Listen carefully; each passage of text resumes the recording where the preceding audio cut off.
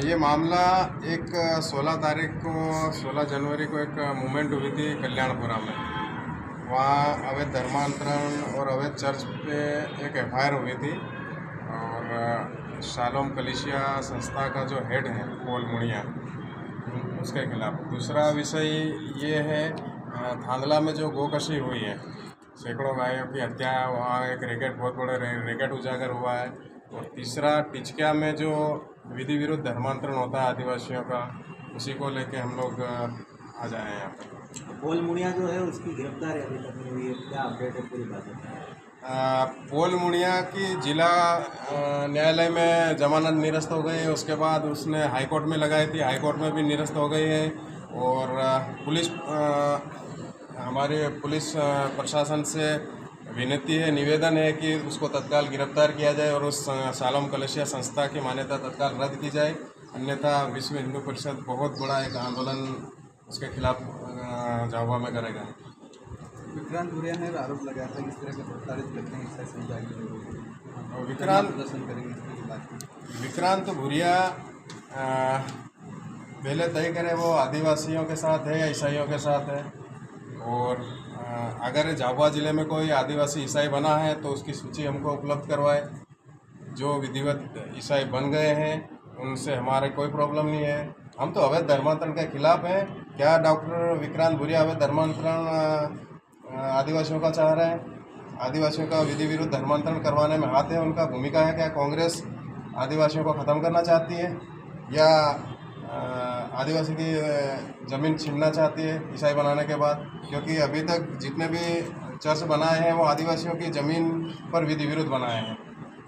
तो कांग्रेस को स्पष्ट करना चाहिए, डॉक्टर विक्रांत भूरिया को स्पष्ट करना चाहिए वो आदिवासी के साथ है या ईसाई के साथ है।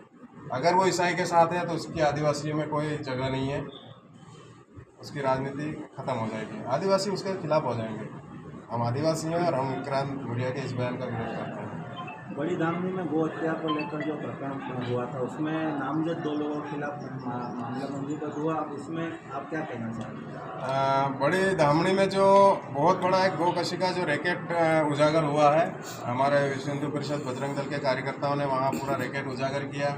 उसमें सैकड़ों गायों की हत्या की गई है, पूर्व में भी उसके अवशेष बरामद हुए हैं। एफआईआर हुई, अभी तक 6 लोगों को एफआईआर करके जेल भेजा है। लेकिन उसमें भी एक मुख्य आरोपी वहाँ का धामनी का है, उसको पुलिस गिरफ्तार नहीं कर रही है।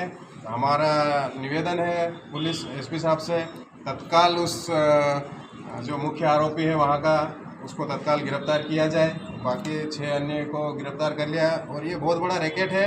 छोटी धामनी पूर्णतः कन्वर्टेड क्रिश्चियन हो गए वहाँ पे। जो आदिवासी का गांव था एक ज़माने में, अभी पूरा ईसाई का गांव हो गया। और ये जो गो हत्या की विकृति आ रही है, ये धर्मांतरण के बाद आ रही है। आदिवासियों को ईसाई बनाया जाता है, फिर उनको ईसाई बनने के बाद उनको हमारे हिंदू धर्म के जो गाय पूजनी है उसकी हत्या करवाई जा रही है। ये बर्दाश्त बिल्कुल नहीं किया जाएगा। और अभी उसमें जो कार्रवाई बाकी है उस पर तत्काल पुलिस गिरफ्तारी करे। अच्छा, कौन ऐसा व्यक्ति, आपके कार्यकर्ता भी वहाँ पर पहुँचे थे, कोई नामजद व्यक्ति जिसको आप बताना चाह रहे हैं मीडिया के माध्यम से, इसकी गिरफ्तारी नहीं हुई? वहाँ का सरपंच का पति है, वहाँ जो सरपंच है वो इन्वॉल्व है उसमें। उसी के घर के पीछे ये रैकेट चल रहा था। उसका नामजद एफआईआर में नाम है, उसको तत्काल गिरफ्तार किया जाए, ये हमारी मांग है। टिचकिया वाला प्रकरण क्या है? टिचकिया में हर साल विधि विरुद्ध धर्मांतरण होता था आदिवासियों का। पिछले कई समय से हमने उसकी शिकायतें करी, चर्च की, पादरी की, संस्था की, लेकिन कार्रवाई हो नहीं रही थी। और यहाँ पे हर साल एक बहुत बड़ा सैकड़ों की संख्या में विधि विरुद्ध धर्मांतरण का रैकेट चलता है, जिसको मेला नाम दे दिया इन्होंने। तो उसका हमने शुरू से विरोध किया, अभी भी विरोध कर रहे हैं। और हमने मांग की थी प्रशासन से कि तत्काल इस पर कार्रवाई होनी चाहिए। तो प्रशासन ने इस बार कोई भी ऐसा धर्मांतरण का, विधि विरुद्ध आदिवासियों के धर्मांतरण का कोई भी आयोजन हो या मेला कहीं पे भी नहीं होने दिया जाएगा और निरस्त कर दिया गया है। अच्छा, ईसाई समुदाय से जब सवाल पूछे जाते हैं तो बार बार एक ही बात बोलते हैं कि हम बिना प्रशासनिक परमिशन के कार्य या किसी भी कार्यक्रम को अंजाम नहीं देते हैं, और जो व्यवस्थित आयोजन भी होते हैं हम देखते रहते हैं। तो इस पर क्या कहना चाहेंगे प्रशासन के बारे में? पुलिस एफआईआर फरियादी जाने के बाद ही करती है। हर थाने पे हमने फरियादी आदिवासी लोग वहाँ पे गए हैं फरियादी बन के, लेकिन एफआईआर हर जगह हुई नहीं है। और जो बोल रहे हैं ये शासन प्रशासन पुलिस को गुमराह कर रहे हैं। मैं जिस संविधान की बात कर रहा हूँ क्या वो उस संविधान को मानते हैं? संविधान में 5वीं अनुसूची है झाबुआ, और यहाँ पे आदिवासी की ज़मीन पे चर्च नहीं बनाना ये भारत का कानून बोलता है, आदिवासी का कानून बोलता है, देश का संविधान बोलता है।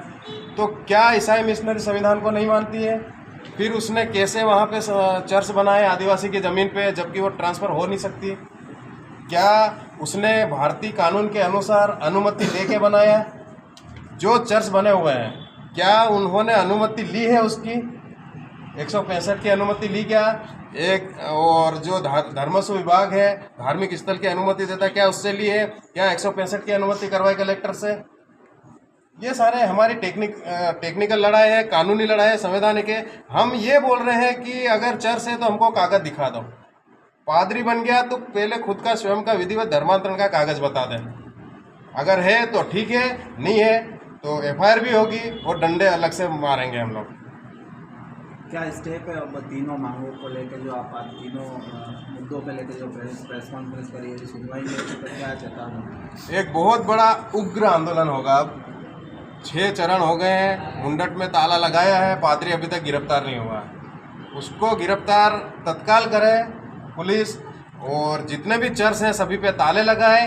ताले लगाने से पहले उनकी अनुमतियों की जांच की जाए।